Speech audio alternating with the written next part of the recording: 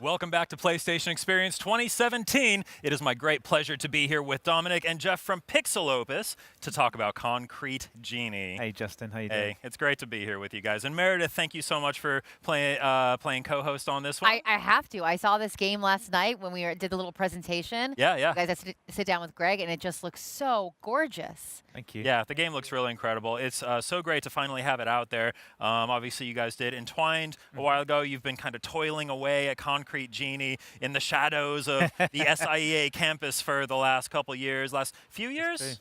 Yeah. Yeah? We are coming up on 3 years Yeah. on this, so it's been a substantial investment. Yeah. Yeah, we've been given a lot of time. Well, the game looks absolutely gorgeous. We actually have some gameplay footage here that we can take a look at. You guys actually just showed off some gameplay last night. Yeah, we announced the game in Paris, Yeah. which was super exciting. You were there. Yeah. And one of the questions that we got asked a lot was, so how does the painting actually work? And we thought that PSX would be a great place to debut the painting live for the first time. And so Jing, our designer, is over there painting away. Oh, great. And what we wanted to kind of show and emphasize is how easy it is to make something beautiful in the game. And one of our most important player fantasies is making anybody feel like they could be an artist. And so we use the motion controller and the DualShock 4, which is a really accessible and intuitive way to do it, to guide that cursor around.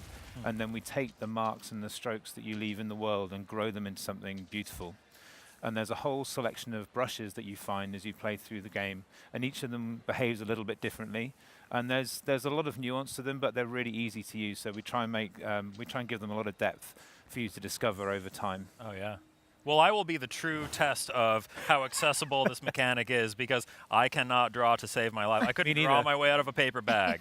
So we'll see. I'm really looking forward to getting my hands on it for myself. I just love the idea that you're actually using the controller. It's not like you're moving sticks or anything. I think that does make it more accessible to people because it's such an organic thing to do. You're like, oh, I want the branch to go this way. You know when you were a little kid and you would like play video games for the first time, and every time you wanted to jump, you would do this with it, or maybe that was just me, I don't know. But I feel like that's such an intuitive thing. We're like, I want the branches to grow this way. That's exactly That's right. a brilliant idea. Yeah, we very much wanted them to feel like they're animated and like they're coming alive, so each stroke has life. Yeah. Rather than they're not very much not stickers, but animated strokes. How many different prototypes of this mechanic did you guys go through before you landed on this iteration?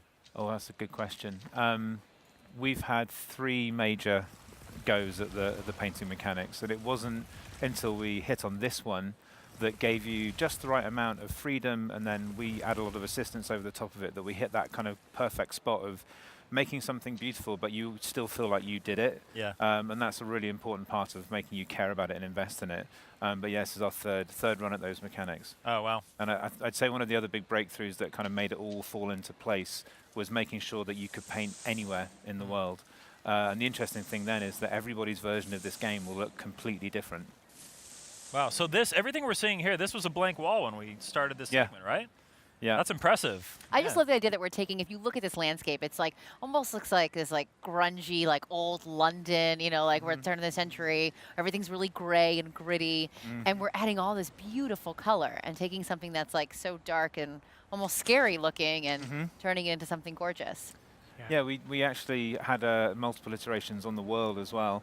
And we knew that the environment needed to have a certain look that would be a good backdrop for that. So that the color really pops, but you feel the sense of satisfaction of making it look bright and colorful.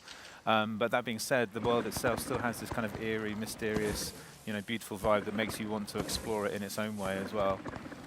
Yeah, we wanted the world to feel very, very handcrafted, so there's a lot of attention to detail. So it was important to get just the right size for the city so that the team could go in there and really make sure that it was the right quality.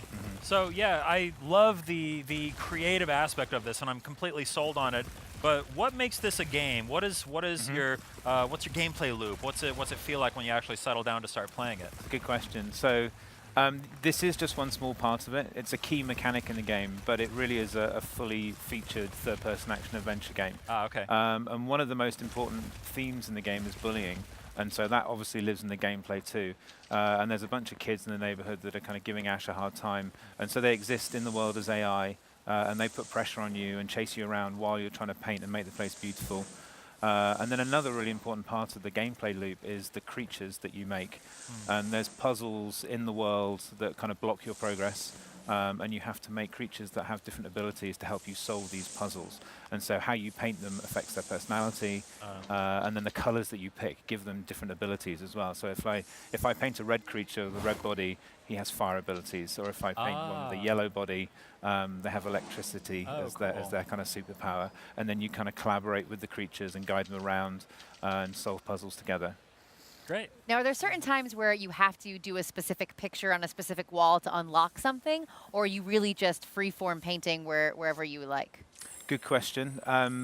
We used to be that specific, but now what we do is we let you do have to paint in certain specific places. There's some kind of magically resonant places where you have to do a certain painting, but how you paint it is still completely up to you. Nice. So we never judge your painting. We never say you're doing it wrong or that's not good enough or. You might say that But when you're I fine. start playing. Like I said. Because we want to make sure that nobody feels like they can't experiment and have fun with So it. like this purple glow that we're seeing, is that one of those areas where you know you need to paint something there? That's actually one of our other themes in the game, which is the town is polluted. So one of the reasons that it's practically abandoned, this fishing village, is that there's been some kind of environmental disaster that's killed all the wildlife locally and made people move away from the town.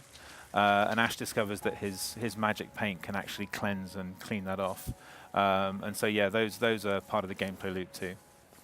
So are there, internally, when you guys are building the game, are there moments where someone will say, you have to see this thing that I just painted in the game, it came out great. Do you guys like share your creations with one another? That's exactly right. Yeah. That is literally exactly what Really? happens. Because it's you don't know until you start painting with it how everyone's going to use it. Yeah. And I can remember having reviews with Scott Rhodey and Connie and Ken Inagaki, and one of the things that they love about games that require the player to kind of have some agency in what they create is using things in unexpected ways. Yeah. And so we've made sure that you can use them however you want. So you might consider this a traditional use of the tree and the grass, but you can have the grass in the ceiling, you can have the plants hanging upside down, you can have 10 moons in there or just one. And so, yeah, it's a good opportunity to let people kind of run wild. And once we put those things into the build and we let the team play with it or other people on the floor at Sony, you never really know until you see people experimenting how it's going to turn out. And we've had people from other teams within Worldwide Studios come and do amazing kind of abstract compositions that never would have occurred to us. Yeah. And they do it so quickly as well. Now, do the monsters follow you around after you kind of like make them your friends and you make them come to life? That's right. They have their own AI as well, so they're kind of mischievous, quirky. And they have different personalities as well, but you can guide them as well. So you can hold your brush up and pull them around like Jing's doing right now and pull them around the environment and get them to go where you need to go. And they also interact with the paintings, which is really fun. So as you're painting your kind of landscape, it's like making a home for them, really. Yeah. And they'll play with the butterflies or blow the I love dandelions. it. Yeah, even how you paint them changes their animation. So if you really? paint a quadruped, paint them horizontally, they'll act more like a quadruped would. They'll howl at the moon and run a unique set of animation. So yeah, we basically look at whether you've done a more horizontal or a more vertical stroke for the body, and Jing's doing what will probably hopefully turn into a dog-like creature. Whatever it is, it looks cool. Yeah, they react to each other and to the world. Yeah. So there's a lot of unexpected things that happen when they run their AI. There we go. We got some new Oh, yeah. friends. Look at them.